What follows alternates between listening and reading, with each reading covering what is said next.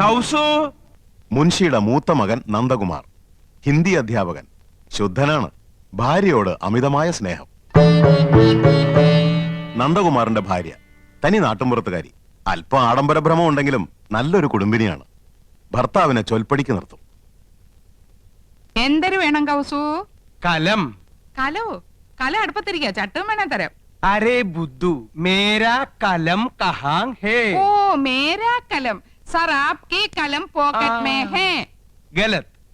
ആപ്കി കലം നഹി, ആപ്കാ കലം. കായും കെയ്യും ഒക്കെ അങ്ങ് സ്കൂളിൽ ചെന്ന് പിള്ളാരെ പഠിപ്പിച്ചാൽ മതി കേട്ടോ. ദേ, ഇവിടെ മാതൃഭാഷ അല്ലാതെ മറ്റൊരു ഭാഷയും പ്രയോഗിക്കാൻ പാടില്ലെന്നാ അമ്മാവന്റെ കൽപ്പന. അത് മറക്കണ്ട. കൗസു, ഇന്നിപ്പോ എന്താ ഇത്ര തിരക്ക് പിടിച്ച പണി? ഇന്ന് തിങ്കളാഴ്ചയാന്ന് അറിഞ്ഞൂടെ? ठीक है, आज सोमवार है. ഡ്യൂട്ടി മാറി. ഇന്ന് പ്രാതൽ ഉണ്ടാക്കേണ്ട ചുമതല എനിക്കാ. അപ്പൊ ഉച്ചഭക്ഷണത്തിന്റെ ഡ്യൂട്ടി? അതാണെന്നല്ലിക്ക. ഓ, ഇന്നെങ്ങനെ രുചികരമായിട്ടുള്ള ഭക്ഷണം കഴിക്കാലോ. യോ, അപ്പൊ ഞാൻ ഉണ്ടാക്കുന്നതിനൊന്നും രുചിയില്ലാന്നല്ലേ? എനിക്കറിയാം. ഇപ്പൊ നിങ്ങൾക്ക് എന്നെ ഒട്ടും ഇഷ്ടമല്ല. എന്റെ വീട്ടിൽ വന്ന് ഹിന്ദി ട്യൂഷൻ എടുത്തതും പ്രേമിച്ചതും കല്യാണം കഴിച്ചതും അന്നൊരു ഹിന്ദി പാട്ട് പാടുമായിരുന്നല്ലോ. ഒക്കെ മറന്നില്ലേ? സഹിച്ചല്ലേ പറ്റൂ. 5 പിള്ളേരുടെ അമ്മയായി പോയില്ലേ? ചൗദുവിൻ കച്ചാന്ത് ഹോ യാബ് താബ് ഹോ ബദ്മാസ്. क्या होना?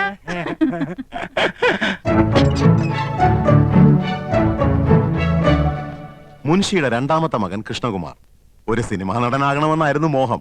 പക്ഷേ ഇപ്പൊ കോടതിയിൽ ഗുമസ്തൻ. കൃഷ്ണകുമാറിന്റെ ഭാര്യ നാട്ടുംപുറത്തുകാരി, പൊങ്ങച്ചക്കാരിയാണ്. 10ാം ക്ലാസ് വരെ പഠിച്ചു എന്നൊരു ഹുങ്കുമുണ്ട്. ഒന്ന് നിർത്തണുണ്ടോ? അമ്മാവനപ്പുറത്തുണ്ടെന്ന് മറക്കണ്ട. ഏത് നേരം ഒരു ചൂളോടി. ഇത് ഏത് പാട്ടാണെന്ന് നിനക്കറിയാമോ?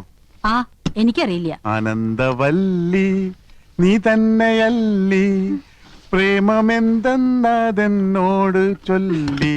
മതി. എല്ലാ സിനിമയും പോയി ഒറ്റയ്ക്ക് കാണും. ഞങ്ങള് 3 ഭാര്യമാര് കൂട്ടിലടച്ച കിളികളെ പോലെ ഇവിടെ കഴിഞ്ഞോളാം.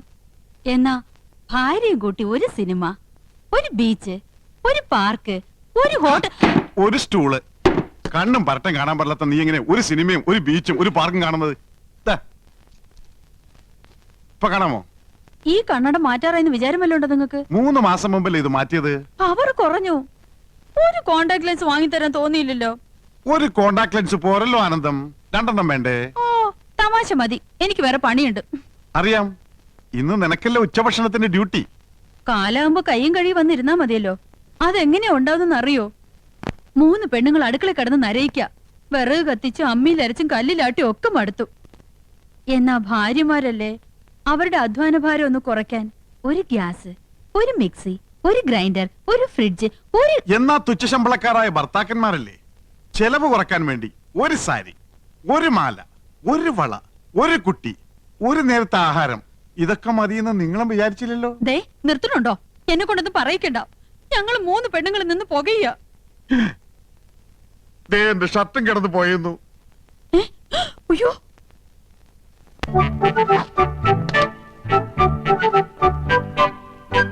ഇത് വിക്കും. മുൻഷിയുടെ 3ാമത്തെ മകൻ ഗോപകുമാർ, ആയുർവേദ മെഡിക്കൽ റെപ്രസെന്റേറ്റീവ്, സരസൻ, വാചാലൻ.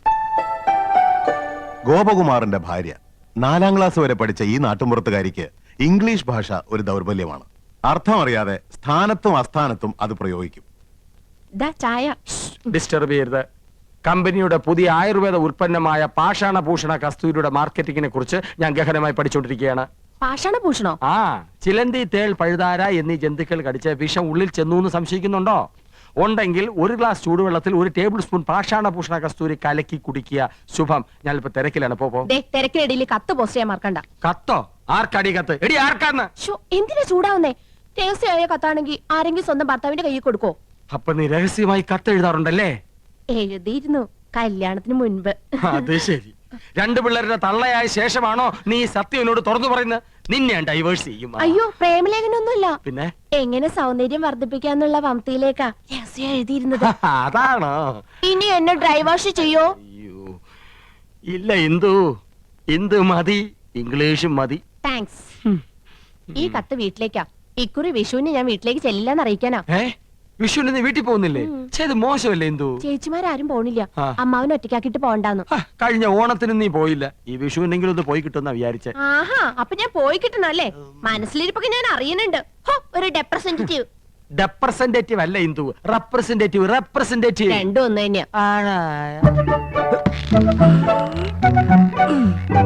മുൻഷിയുടെ ഇളയ മകൻ ചന്ദ്രു വക്രബുദ്ധിക്കാരനാണ്. ഈ കോളേജ് കുമാരൻ.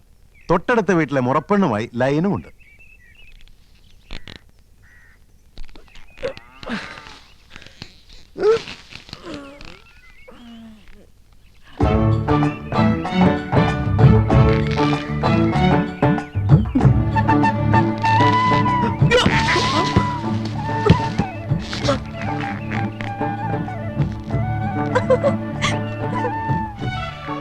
ചന്ദ്രു, കോളേജിൽ പോകാറായി. കസർത്തിനും കഴിഞ്ഞില്ലേ? കഴിഞ്ഞു.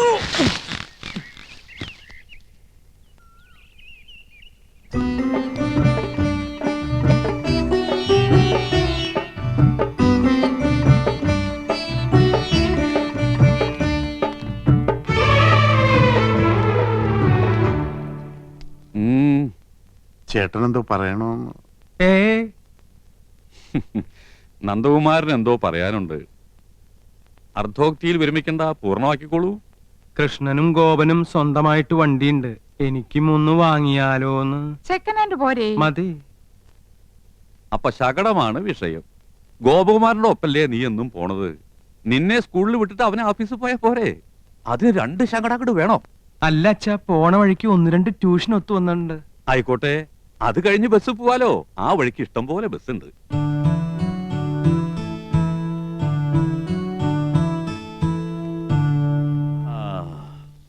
നിങ്ങളൊക്കെ മുതിർന്നു, ജോലിക്കാരായി, ശമ്പളക്കാരായി, സ്വന്തമായിട്ട് തീരുമാനങ്ങൾ എടുക്കാനുള്ള പ്രാപ്തിയുണ്ട്. അഭിപ്രായം പറയാനും നയിക്കാനും ശേഷിയുള്ള 3 മാമഭാഗങ്ങളും. എന്നാലും എല്ലാം അച്ഛനോട് ചോദിച്ചിട്ട് മതി എന്നുള്ള തീരുമാനം നന്ന്, സന്തോഷം. അച്ഛന്റെ അഭിപ്രായം പറയാം. ഗോപന് അവന്റെ കമ്പനി വക ശകടമുണ്ട്. നമുക്ക് പണച്ചെലവില്ല. ഒരു വഴിക്ക് പോകുന്ന നിങ്ങൾക്ക് വേണ്ടി പണം മുടക്കി ഒന്നുകൂടി വാങ്ങി തുള്ളി കൊണ്ട് തുടച്ചാലേ തുടം കൊണ്ട് തേവാൻ പറ്റൂന്ന വരവിൽ കവിഞ്ഞ ചെലവ് വേണ്ട. 3ാമത് ഒരെണ്ണം കൂടി വേണ്ട. അല്ല, അച്ഛന്റെ അഭിപ്രായം പറഞ്ഞു എന്നേ ഉള്ളൂ. നിങ്ങളുടെ ഇഷ്ടം പോലെ ആവാം, വിരോധമില്ല. അമ്മാവൻ പറഞ്ഞത് കേട്ടില്ലേ? വണ്ടി വേണ്ട. വേണ്ട വേണ്ട വേണ്ട. തെക്ക് വശത്തൊരു ചായപ്പ് ഇറക്കിയാല് ട്യൂഷൻ അവിടെ വെച്ചാവാലോ. ആകാം. ആകാം. ആകാം, പോകാം.